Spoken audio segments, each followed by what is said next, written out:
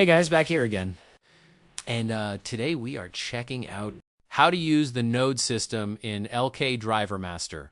I have a scene here. You can create the node setup over here in the panel, or here using the editor type, just check in the editor list and select LK Driver Network. Once you do that, this entire window space is where we create the nodes. None has been created so far, so let's create our own node driver.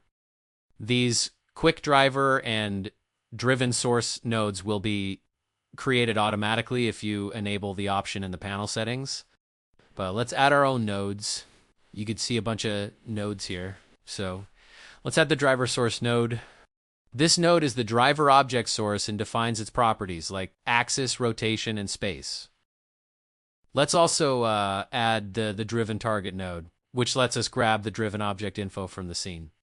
It's what the driver object will control.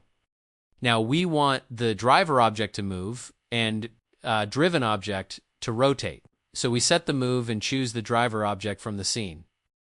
So driver to move along the x-axis. Let's connect it to the driven target. Notice the driven target automatically detects the connection and says when you move icosphere on X. Torus moves on X-axis. But I'll change to rotate along X-axis.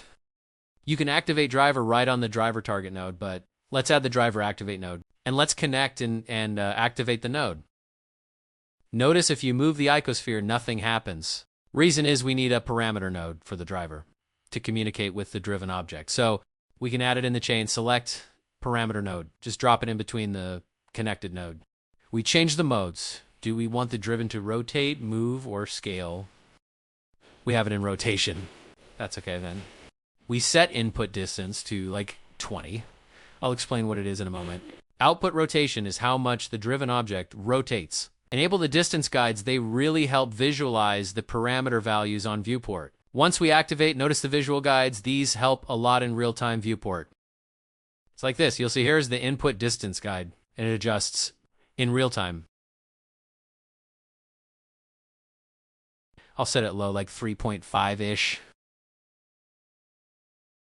If we move the driver along x-axis, it should rotate the driven object on the x-axis. Let me adjust the parameter output rotation to like 45 degrees.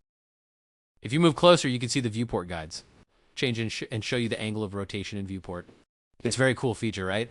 This was introduced on version 1.05, so it really helps with the setup. Now let's activate and move the driver object. As long as you move the driver object along the input distance, the driven object will rotate at exactly 45 degrees. Change it to 90 degrees, and then it rotates exactly 90 degrees. But there still needs to be a way to lock the 90 degrees so that the driven object doesn't go beyond the 90 degrees. Like here, it's useful, but if you go over the limit, it tends to overdo the driven object's action. You still need control, right? That's why we have the constraints node. By the way, up here in the LK panel, the node driver we activated is shown here. Let's rename it. And, okay. Now let's add a constraint node to limit the angle movements. You can add it the same way as the other nodes. So set to your rotation and match axis as well. Maybe set the value to 90 degrees as well. But it will auto-set itself when you connect to the driven target node. Notice the constraint has a visual guide angle on the viewport too. As long as driver is active, you can also adjust the angle of constraint in real time on the viewport. Set constraint and the output angle and parameter to 45 degrees.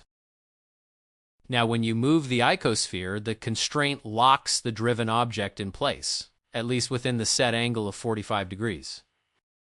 Increase the angle to 90 degrees, and there you go. In case you want to lock the driver object in place, you also can duplicate the constraint and change it from driven type to driver type. And since driven target supports multiple constraints, plug it in the constraint input.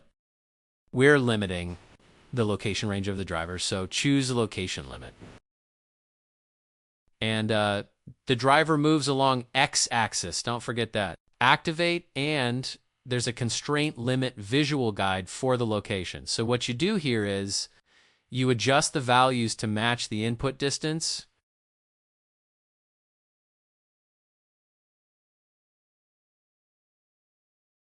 Then you will have a perfect locked driver to work with. This is very powerful, especially when you're building character rigs for facial locking of bones. In fact, the driver also supports armature individual bone workflows. That's coming on another video soon. And there you have it. You can get LK Driver Master on Super Hive Marketplace. Link in the description. See you guys later.